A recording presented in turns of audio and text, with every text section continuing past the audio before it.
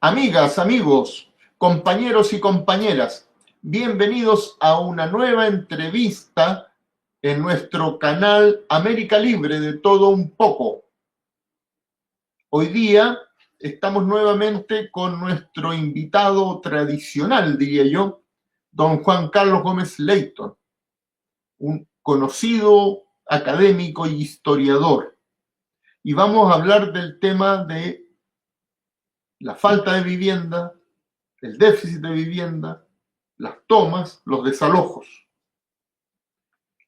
En Chile faltan entre 800.000 viviendas y 2 millones, según sea que se considera la gente que vive en campamento, en la calle sin techo, como llegado, o también aquellos que están en casa en muy mal estado, que necesitan reconstrucción o directamente demolición. Según se vaya ampliando el universo, la cantidad de casas, de vivienda, de departamentos que se necesitan son mayores. Entonces, se puede partir desde los 800.000, que es lo que dice la cifra oficial del gobierno, que había prometido la construcción de 200.000 viviendas por año, cosa que todos sabemos no se ha cumplido, a los 2 millones. En Chile la construcción, como ustedes saben, de vivienda está en manos privadas. Y los privados no están construyendo. Hay una salvaje especulación inmobiliaria. Los precios de la vivienda han aumentado, fíjense bien, 67,8% entre el 2011 y el 2020. Al mismo tiempo, los bajos salarios de Chile hacen imposible para la gran mayoría ser sujeto de crédito hipotecario, es decir, que los bancos te presten plata para adquirir una vivienda. Para acceder a un crédito hipotecario para una vivienda pequeña de 2.000 UF, un trabajador debe mostrar ingresos mensuales de 1.400.000 pesos por mes. Si se considera que la mitad de los asalariados en nuestro país ganan menos de 503.000 pesos líquidos y que 2 de cada 3 trabajadores perciben menos de 700.000 pesos líquidos y que en realidad solamente el 19% de los asalariados gana más de 1 millón de pesos líquidos al mes, en realidad muy poca gente tiene posibilidades hoy día de acceder a un crédito hipotecario. Los adultos jóvenes, sobre todo, no tienen posibilidad de adquirir vivienda y al mismo tiempo está lleno de edificios con departamentos vacíos que no pueden vender. Esta es la verdadera cara del capitalismo chileno, personas que no tienen lugar digno para vivir, mientras al mismo tiempo está lleno de viviendas vacías que no se venden. La construcción de vivienda está casi paralizada debido a que la empresa privada, que es la que tiene el monopolio de esta actividad en Chile, no tiene clientela que pueda acceder a los créditos bancarios para adquirirlos. Esto tiene otra consecuencia. Primero, la construcción hay que tomar en cuenta que es un motor de la economía. Da mucho trabajo directamente vinculado con la construcción misma de las viviendas. Y luego, la gente que adquiere una vivienda nueva compra todo tipo de bienes, bienes de línea blanca, aparato electrónico, menaje para el hogar, todo lo cual mueve la economía. Y por otro lado, la parálisis de la construcción y la especulación de las viviendas provoca menor dinamismo de la economía y desempleo, o al menos presiona la baja de los salarios. En Chile son 140.000 personas que viven en campamentos precarios, sin los servicios básicos normales en los hogares contemporáneos, esto es, sin servicio de agua potable, evacuación de aguas servidas o de aguas lluvias, alumbrado eléctrico, parques, colegios y comercio establecido, todo lo cual se espera de un barrio normal hoy día. Esto es alrededor de 47.000 familias que viven en esta situación tremendamente precaria. Además, la situación verdaderamente dramática de falta de vivienda se ha visto agravada por la masiva y rápida llegada de migrantes. Sin embargo, el fenómeno de especulación inmobiliaria y de la creciente falta de viviendas viene de mucho antes de la explosión de inmigración que se produjo en Chile, sobre todo a partir del gobierno de Sebastián Piñera. Las tomas de terreno, que fueron tradicionalmente una salida para el problema de la vivienda de casa, está cada vez más reprimida y penalizada, especialmente desde que se aprobó en el Congreso la llamada ley antitomas. En esta ley se han basado las resoluciones recientes de desalojo de las tomas como la de Viña del Mar. Bueno, de esto y de otros temas relacionados con este importante drama de la sociedad chilena hoy día nos hablará don Juan Carlos Gómez Leighton en cuanto volvamos de la cortina musical que nos pondrá como siempre nuestro director Willy Zavala. Y aprovecho para pedirles que se suscriban a este canal, América Libre, de todo un poco.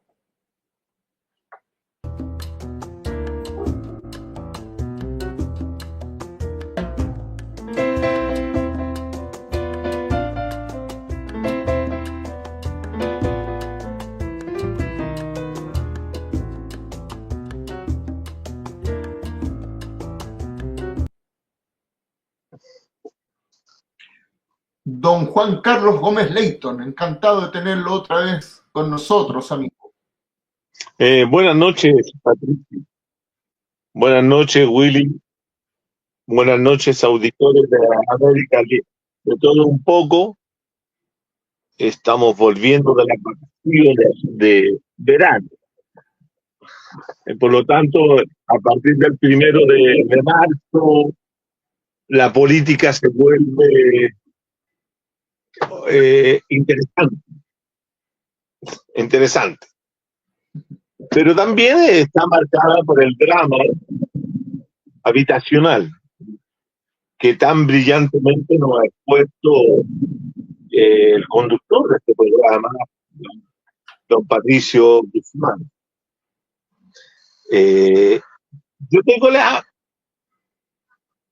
la intención de plantear la problemática desde otra perspectiva,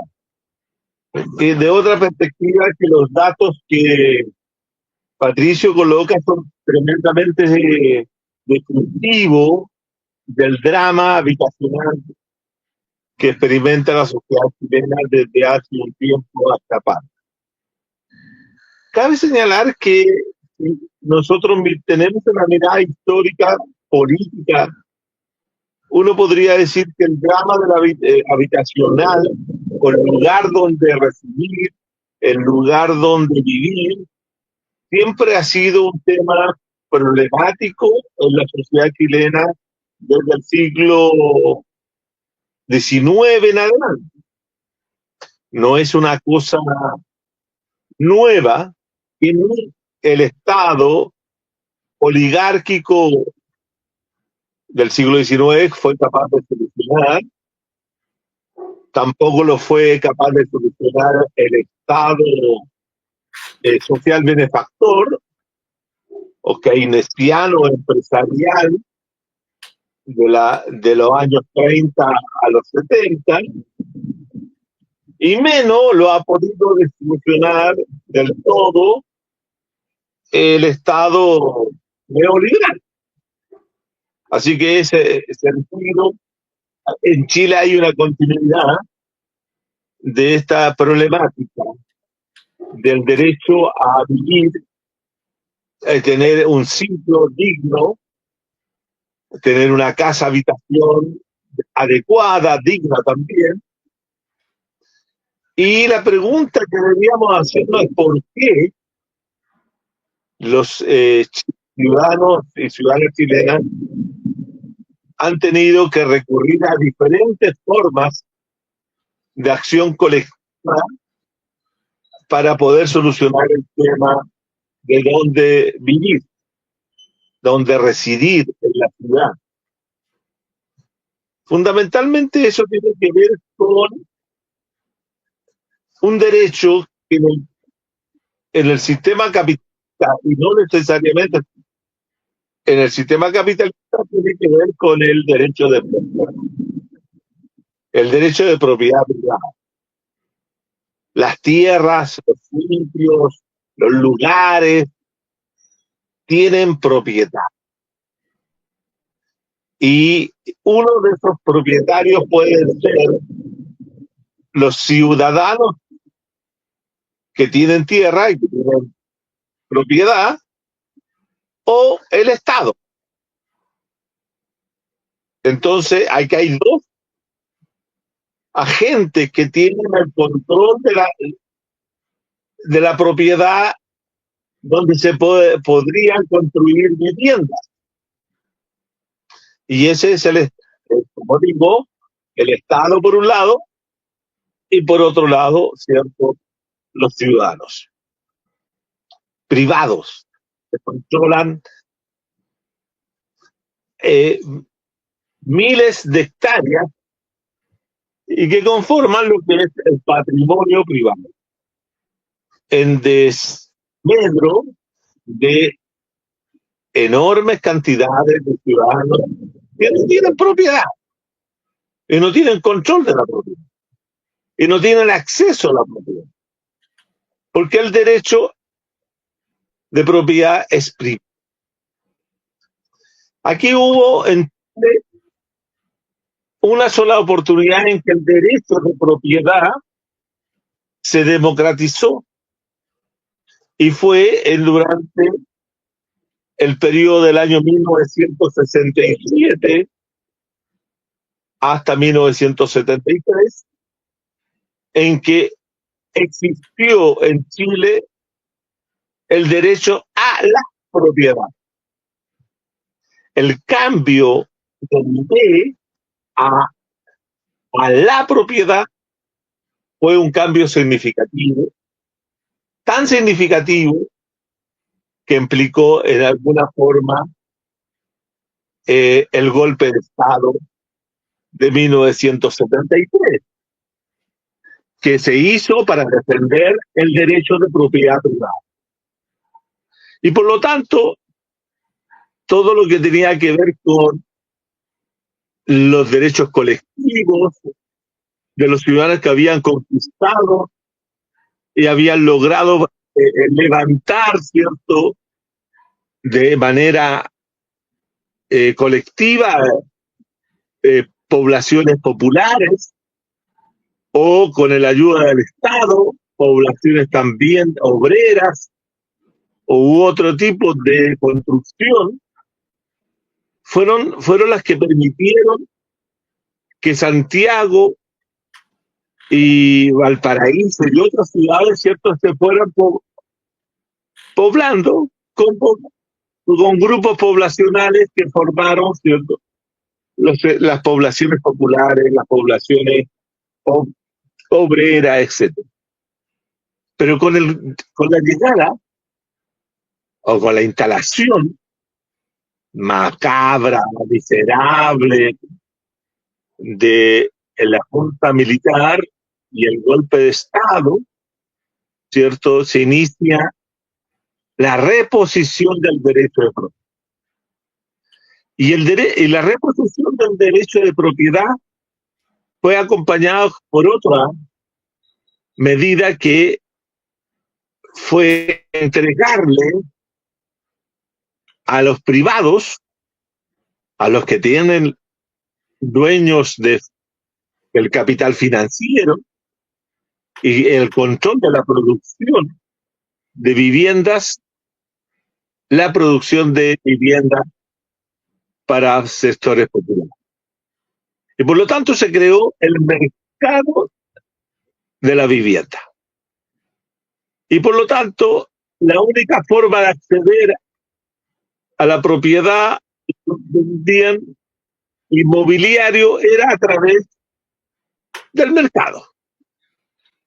Y para eso el gobierno de la dictadura creó mecanismos como el subsidio habitacional, que le entregaban a los pobladores sin casa para que estos pudieran comprar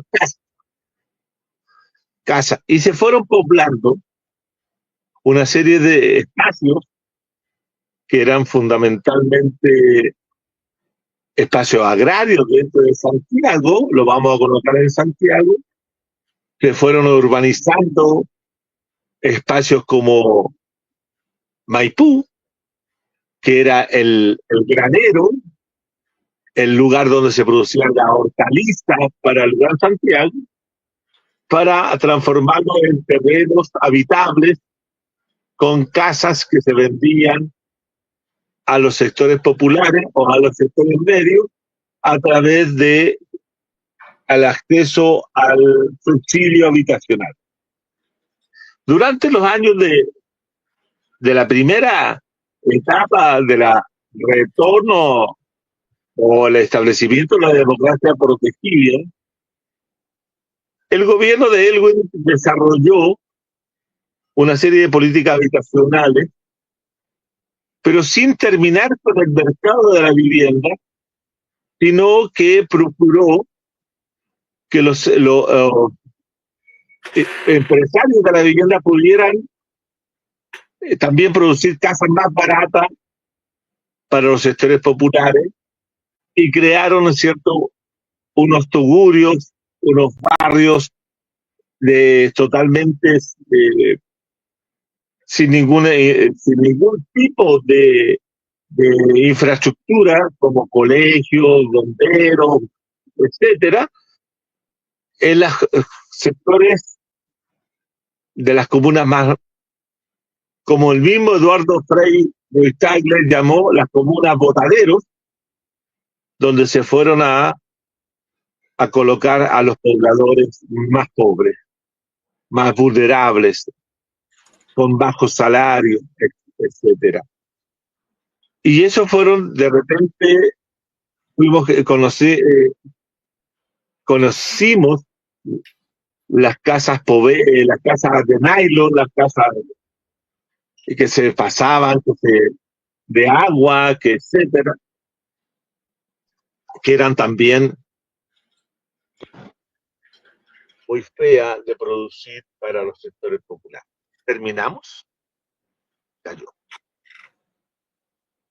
¿Aló? Sí, Juan Carlos, sigue. Continúa.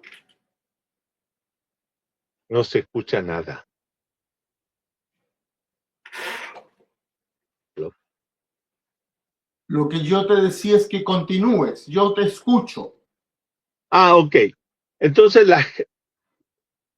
hubo una transformación en la producción de viviendas muy precaria, muy básica, donde se buscaba construir casas muy baratas para entregar a los sectores populares en sitios muy precarizados y fuera de todo circuito de infraestructura que permitía que esa gente pudiera vivir dignamente. Así surgen una serie de poblaciones en Puente Alto, en La Pintana y en diversos lugares de Santiago. Y por lo tanto, cuando el derecho a la vivienda queda supeditado al derecho de propiedad, el problema se transforma en que los sectores populares de no tener acceso no pueden vivir en esos espacios, o si no, simplemente no pueden arrendar, y eso los lleva a la toma de terrenos, a la toma de sitios para poder encontrar un lugar donde vivir. Y eso es lo que Patricio nos relataba, ¿cierto?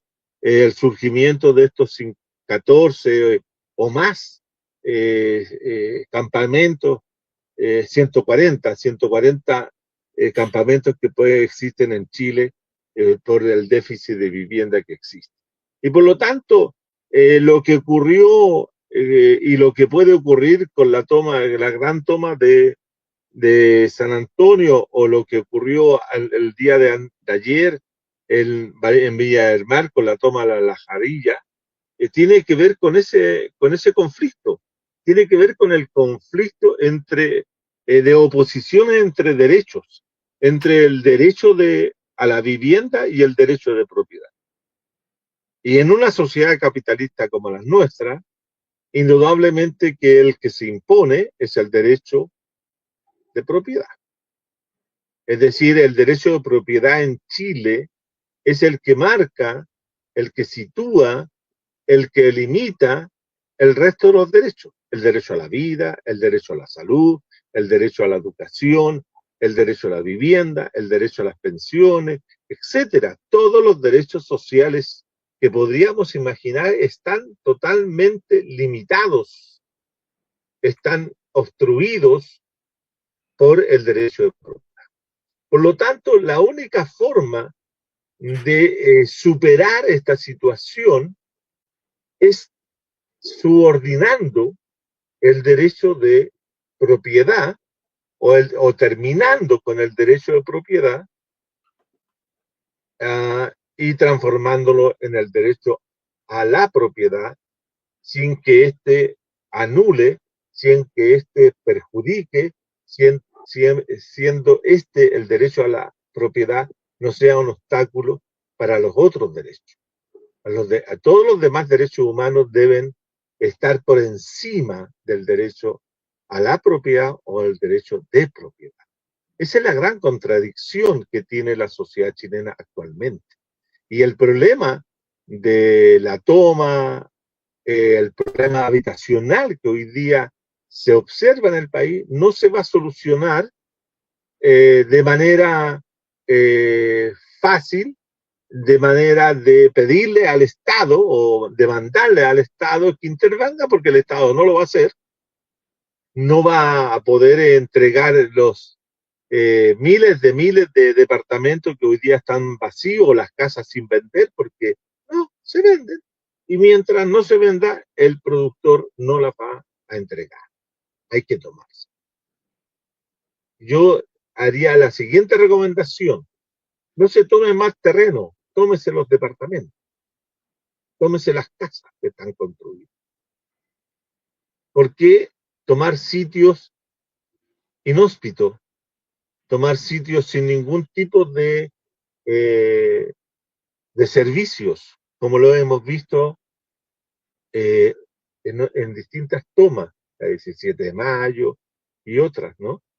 Hay que tomarse lo que está construido. Y esa es la forma de incrementar también la lucha de clase.